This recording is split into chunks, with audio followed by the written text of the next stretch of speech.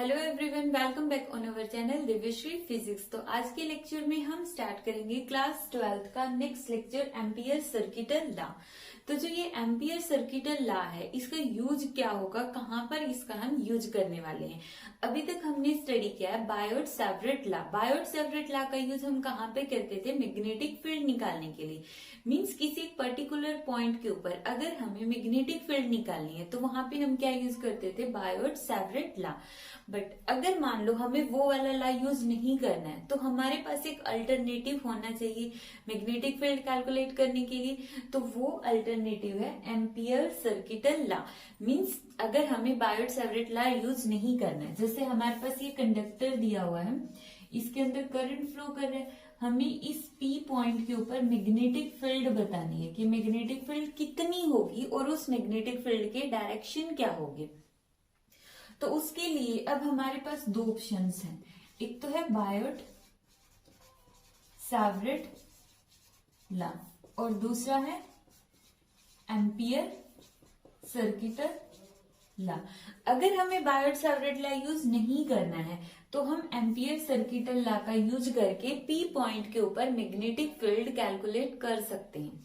ठीक है, अब एम्पियर सर्किटल लॉ क्या होता है, इसका फॉर्मूला क्या होगा, किस तरह से हम इसकी हेल्प से मैग्नेटिक फील्ड कैलकुलेट करेंगे।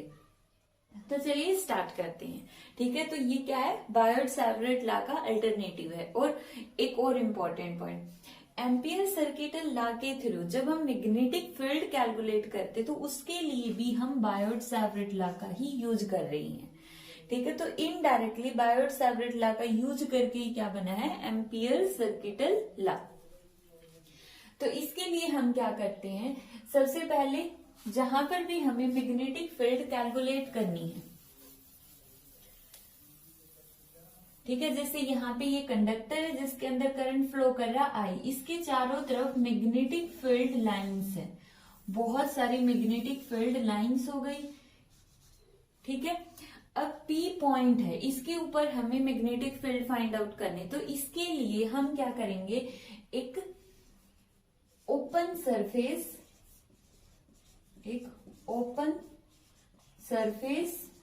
विथ क्लोज बाउंड्री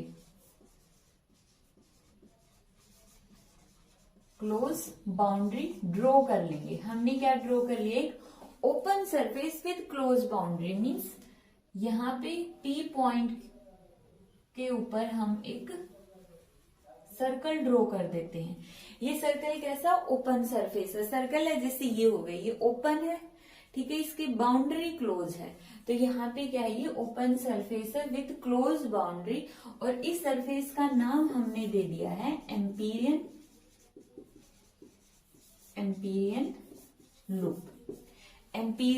लूप नाम दे दिया इसका। तो एम्पियर सर्किटल लॉ के अंदर जब भी किसी पॉइंट पर हमें मैग्नेटिक फील्ड कैलकुलेट करनी है तो उसके लिए हम क्या करेंगे, सबसे पहले एम्पिरियन लूप ड्रॉ कर लेंगे। ठीक है, तो जो एम्पिरियन लूप होगी और ये जिस भी पॉइंट पर हमें मैग्नेटिक फील्ड निकालनी है वो पॉइंट इस एम्पिरियन लूप के ऊपर ही आएगा, तभी हम उसके ऊपर मैग्नेटिक फील्ड कैलकुलेट कर सकते हैं। ठीक है, तो इस तरह से हम एम्पियर सर्किटल लॉ का यूज करने वाले। सर्किटल लॉ का डेरिवेशन करने के लिए या इसका फॉर्मूला कैलकुलेट करने के लिए सबसे पहले हम मानते हैं ओपन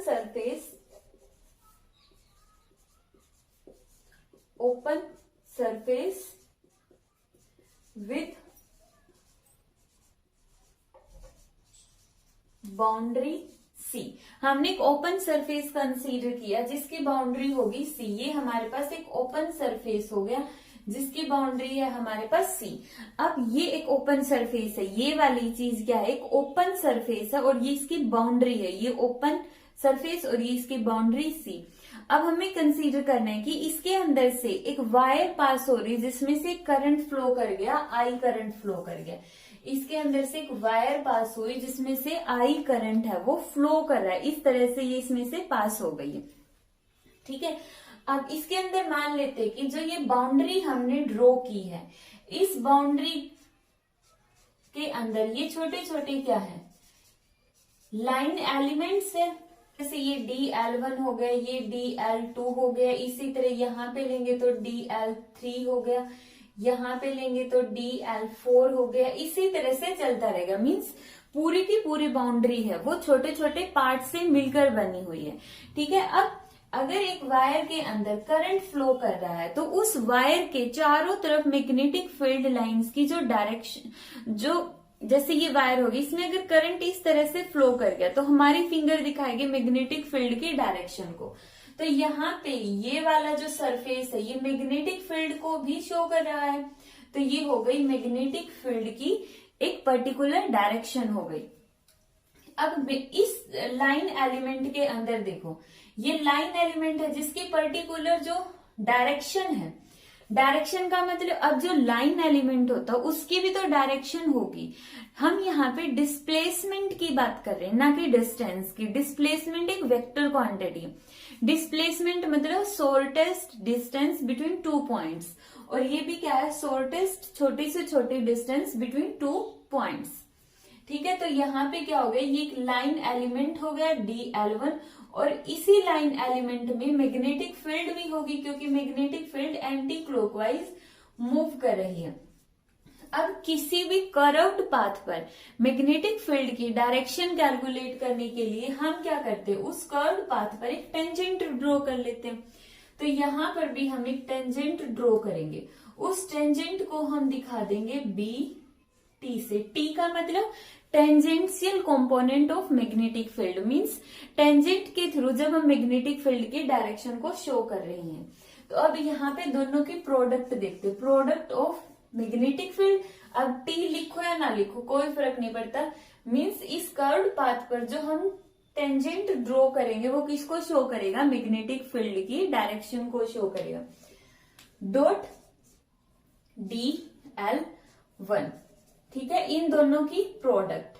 इसी तरह हम क्या लेंगे, इसी तरह हम ले लेंगे आगे सारे के सारे लाइन एलिमेंट्स के साथ और मैग्नेटिक फील्ड की डॉट प्रोडक्ट।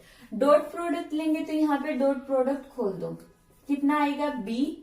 अब देखो जब डॉट प्रोडक्ट खोलेंगे, अगर वेक्टर लगा रहे हो तो मॉडुलस B लगाना कंपलसरी है, या फिर अगर ये मोड नहीं लगाना तो वेक्टर भी मत लगाओ, सिंपल लिख दो B DL1 cos of theta. Theta कितना है, जो लाइन एलिमेंट है वो भी उसी तरफ जा रहा है, मैग्नेटिक फील्ड भी उसी तरफ जा रही है, तो थीटा कितना हो गया 0 डिग्री।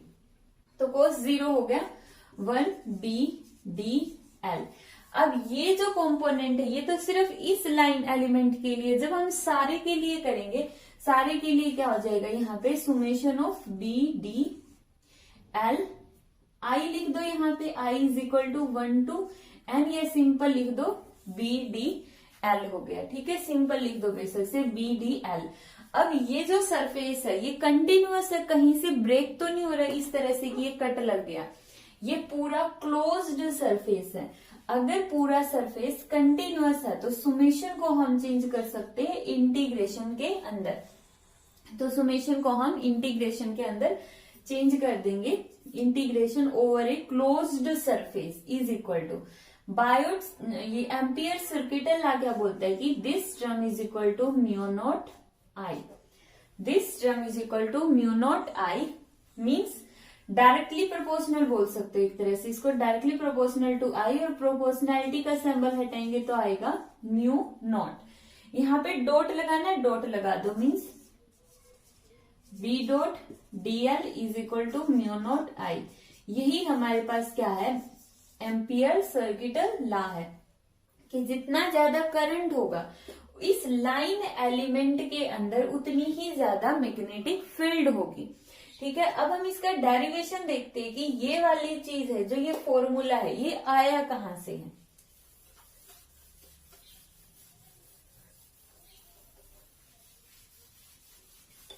अब यहाँ पे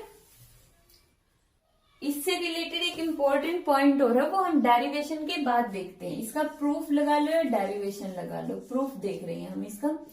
इसके लिए हमने एक वायर ली और इस वायर के चारों तरफ हमने देखा मैग्नेटिक फील्ड है, फ्लो कर रही है एंटी क्लॉकवाइज डायरेक्शन के अंदर। ठीक है, एंटी क्लॉकवाइज डायरेक्शन में मैग्नेटिक फील्ड फ्लो करेगी। अब इस पॉइंट के ऊपर हमें क्या निकालनी है, मैग्नेटिक फील्ड निकालनी है कि इस P पॉइंट पर इस कंडक्टर की वजह से जिसमें I करंट फ्लो हो रहा है, तो P पॉइंट पर कितनी ज्यादा मैग्नेटिक फील्ड होगी।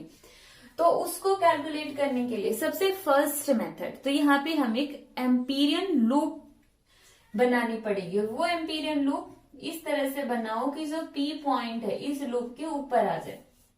ठीक है, एम्पीरियन लूप बन गई। जो P पॉइंट है इस एम्पीरियन लूप के अंदर DL एक छोटा सा लाइन एलिमेंट ले लो जिसकी डायरेक्शन उसी तरफ होगी यहाँ पे, क्योंकि एंटी क्लॉकवाइज जा रहा है तो लाइन एलिमेंट की डायरेक्शन भी एंटी क्लॉकवाइज जाएगी। तो ये हो गया DL की डायरेक्शन। और मैग्नेटिक फील्ड एंटी क्लॉकवाइज है तो मैग्नेटिक फील्ड की डायरेक्शन भी ये वाली होगी। ठीक है, तो यहाँ पे क्या आ जाएगा, B vector dot DL vector किसके इक्वल होगा, integration over a closed surface is equal to B DL cos of theta, कितना, दोनों एक ही डायरेक्शन में है तो 0 डिग्री है। तो यहाँ पे ये कितना आ गया, integration over a closed surface is equal to B DL cos 0 is equal to 1। अब यहाँ पे देखो जो B है, हम बायोट सावर्ट लॉ का यूज करके ये चीज कैलकुलेट कर चुके हैं कि जब एक स्ट्रेट कंडक्टर होता है उस स्ट्रेट कंडक्टर की वजह से किसी एक P पॉइंट के ऊपर कितनी मैग्नेटिक फील्ड होगी। तो ये कितनी होती है, mu naught by 4 pi 2I by R। R क्या है, इस P पॉइंट की इस वायर से डिस्टेंस हो गई हमारे पास R। वैल्यू पुट करो। अब जो मैग्नेटिक फील्ड है वो तो क्या है, कांस्टेंट, उसके अंदर तो कुछ चेंज होने वाला है नहीं क्योंकि वायर में करंट कांस्टेंट है। तो B को इससे बाहर भी ले सकते हैं। इंटीग्रेशन बच गया सिर्फ DL पर, इसकी जगह वैल्यू रख दो म्यू नॉट 2I 4 पाई R। अब बच गया ये वाला DL। ठीक है, 2 से ये वाला टू कैंसर, तो mu naught I divide by 2 pi R। अब integration over a closed surface, और यहाँ पे क्या है DL। DL क्या है, DL तो सिर्फ इतनी सी डिस्टेंस है, इतनी सी डिस्टेंस को हमने बोला है DL। अगर हम बात करें पूरे एम्पीरियन लूप की डिस्टेंस, तो ये क्या होगी, इस लूप की सरकमफ्रेंस होगी। और ये डिस्टेंस हमने कितनी बोली है, ये डिस्टेंस हमने बोली है R। तो सरकमफ्रेंस कितनी हो जाएगी यहाँ पे 2 पाई R। 2 पाई R से 2 पाई R कैंसर। तो यहाँ पे हम क्या करेंगे, integration over closed surface B dot DL vector is equal to mu naught I बच गई ये दो टर्म। और यही हमारे पास क्या था, एम्पियर सर्किटल लॉ था। तो एम्पियर सर्किटल लॉ का यूज हमने कहाँ पे किया है, मैग्नेटिक फील्ड को कैलकुलेट करने के लिए। अब मैग्नेटिक फील्ड को कैलकुलेट करने के लिए हम क्या करेंगे, एम्पियर सर्किटल लॉ का यूज करेंगे। तो अब हमारे पास दो मेथड होगी, या तो यूज करो बायोट सावर्ट लॉ, या दूसरा ऑप्शन है हमारे पास Ampere circuital law. Ampere circuital law Biot Savart law का यूज करके ही अपना ये फॉर्मूला बना रहा है। किस तरह से, क्योंकि इसने जो B की वैल्यू ली है वो हमने कैसे निकाली थी, बायोट सावर्ट लॉ का यूज करके ही निकाली थी। ठीक है, अब हम इसके यूज करके देखते हैं कि इसका यूज हम कैसे करेंगे, क्योंकि बायोट सावर्ट लॉ का यूज तो हमने करके देख लिया। तो अब हम देखते हैं एम्पियर सर्किटल लॉ का यूज करके।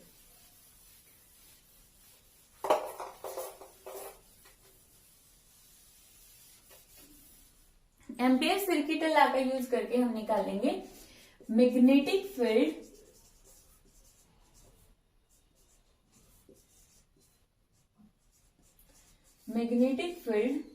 Due to A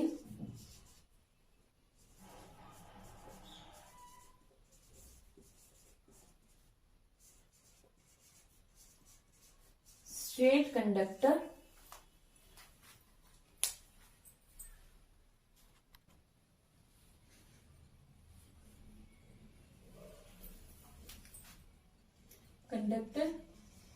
using Ampere circuital law. Ampere circuital law का यूज करेंगे। अब ये हमने एक स्ट्रेट कंडक्टर लिया, इसके चारों तरफ ये क्या होगी, एंटी क्लॉकवाइज डायरेक्शन में मैग्नेटिक फील्ड होगी। पी पॉइंट पर हमें मैग्नेटिक फील्ड निकालनी है। पी पॉइंट पर हम एक एम्पीरियन लूप ड्रॉ कर लेंगे। इसकी यहां से डिस्टेंस है आर। ठीक है, अब हमें निकालना है एम्पियर सर्किटल लॉ का यूज करके स्ट्रेट इनफाइनाइट कंडक्टर है। इस कंडक्टर की वजह से इस पी पॉइंट पर कितनी मैग्नेटिक फील्ड होगी, कितनी होगी, तो यूजिंग एम्पियर सर्किटल लॉ क्या होता है, B vector dot DL vector is equal to mu naught I. तो यहां पे B DL cos of theta is equal to mu naught I. अब यहां पे जो मैग्नेटिक फील्ड है और डीएल है, ये हम पढ़ चुके हैं कि इसी तरफ इन दोनों की डायरेक्शन होगी, तो थीटा कितना हो जाएगा 0 डिग्री। दोबारा समझाने की नीड नहीं है क्योंकि हम 2 बार समझ चुके हैं इस चीज को। तो cos 0 इज इक्वल टू 1। तो b कांस्टेंट है, बाहर ले लो, इंटीग्रेशन के अंदर dl is equal to mu naught I. अब b की वैल्यू पुट नहीं करनी है, ये वैल्यू तो हमें कैलकुलेट करनी है। तो dl मतलब इस पूरे का सरकमफ्रेंस हो जाएगा। dl इतनी छोटी सी डिस्टेंस है तो इसका इंटीग्रेशन मतलब पूरी सरकमफ्रेंस। तो 2 pi r is equal to mu naught I. तो b किसके इक्वल हो जाएगा, यहाँ पे b is equal to mu naught I divide by 2 pi r। 2 से मल्टीप्लाई, 2 से divide, b is equal to mu naught 2i और 4 पाई r। ये आ गया हमारे पास मैग्नेटिक फील्ड कैलकुलेट कर दी हमने स्ट्रेट कंडक्टर की वजह से किसी पर्टिकुलर पॉइंट P के ऊपर। ठीक है, अब इसके अंदर एक इंपॉर्टेंट पॉइंट रह गया एम्पियर सर्किटल लॉ से रिलेटेड, ये वाला जो लॉ है। अगर तो हमारे पास 2 कंडक्टर्स हैं, अगर हमारे पास 2 कंडक्टर्स होंगे तो उस टाइम पे हम एम्पियर सर्किटल लॉ को किस तरह से यूज करेंगे। मान लो एक कंडक्टर में करंट ऊपर जा रहा है, दूसरे कंडक्टर में करंट नीचे जा रहा है, तो उस टाइम पे क्या करना पड़ेगा, ये P पॉइंट यहां पर है, इस पर मैग्नेटिक फील्ड कैलकुलेट करनी। Ampere circuital Amperian loop draw करेंगे इस तरह से कि जो P पॉइंट है इस लूप के ऊपर आए और दोनों कंडक्टर इसके अंदर से ही जाएंगे, तभी तो मैग्नेटिक फील्ड होगी इस P पॉइंट पर दोनों की वजह से। तो उस टाइम पे ये फॉर्मूला क्या बन जाएगा, म्यू नॉट टोटल करंट, आई की जगह ये क्या होता है टोटल करंट। अब टोटल करंट क्या होगा, देखो वैसे तो बहुत ही इजी वे में अगर हम बोल ले तो इसको कुछ भी ले सकते हो। अगर हम ये सोचे कि इस लूप के अंदर जाने वाला करंट, मान लो ये I2 है, ये I1 है, I2 को पॉजिटिव और I1 को नेगेटिव, तो टोटल करंट हो गया I2 माइनस I1। ठीक है, या फिर इसको तुम क्या ले लो पॉजिटिव, इसको ले लो नेगेटिव, इससे कोई फर्क नहीं पड़ने वाला है। लेकिन फिर भी जो हमारी बुक्स हैं वो क्या बोलती है, इसको हम किस तरह से पॉजिटिव या नेगेटिव लेंगे। तो बुक्स के अकॉर्डिंग क्या होता है कि सबसे पहले एम्पीरियन लूप की डायरेक्शन को डिसाइड करो। डिसाइड डायरेक्शन ऑफ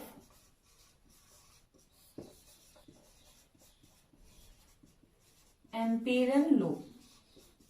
अब वही बात हो, कुछ भी डायरेक्शन ले सकते हो, क्लॉकवाइज या एंटी क्लॉकवाइज। अगर हम इसकी डायरेक्शन को एंटी क्लॉकवाइज ले लेते हैं, हमने मान लिया कि इसकी डायरेक्शन कौन सी है, एंटी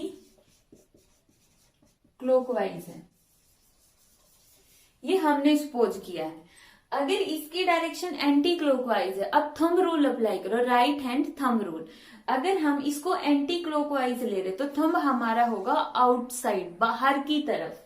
ठीक है, तो अगर हमने एंटी क्लॉकवाइज लिया तो थंब कहां पर शो करता है, आउटवर्ड, आउटसाइड या आउटवर्ड, कुछ भी लिख लो, आउटसाइड। तो उसके अकॉर्डिंग हमें वो करंट पॉजिटिव लेना जो बाहर निकल रहा है। तो I1 बाहर निकल रहा है, तो I1 को हम लेंगे पॉजिटिव और I2 को हम क्या लेंगे, नेगेटिव। ठीक है, I2 को हमने क्या लेना, नेगेटिव। दोबारा समझा देती हूँ। सबसे पहले बुक्स के अकॉर्डिंग ये डायरेक्शन हमें कैसे डिफाइन करनी है। सबसे पहले कोई भी एम्पीरियन लूप की कोई भी डायरेक्शन डिसाइड कर लो, चाहे वो एंटी क्लॉकवाइज है या फिर वो क्लॉकवाइज है। मान लेते हमने एंटी क्लॉकवाइज ले ली, तो थंब बाहर की तरफ होगा। थंब बाहर की तरफ मतलब जो करंट लूप से बाहर निकल रहा है उसको लो पॉजिटिव, और जो अंदर जा रहा है उसको लो नेगेटिव। अब जैसे मैंने पहले ही बताया था कि इसको किसी को भी एक को पॉजिटिव दूसरे को नेगेटिव ले सकते हो। क्यों? क्योंकि जब डायरेक्शन हमें डिसाइड करनी है लूप की, तो इससे क्या फर्क पड़ने वाला है। अगर जैसे हमें ये वाली इक्वेशन ट्रू करनी तो यहाँ पे एम्पीरियन लूप की डायरेक्शन क्या ले लो, क्लॉकवाइज। अगर इसकी डायरेक्शन हम क्लॉकवाइज लेंगे तो थंब कहाँ पर जा रहा है, बोर्ड के अंदर, तो अंदर जाने वाला करंट होगा पॉजिटिव और दूसरा होगा नेगेटिव। तो ये था हमारा एम्पियर सर्किटल लॉ।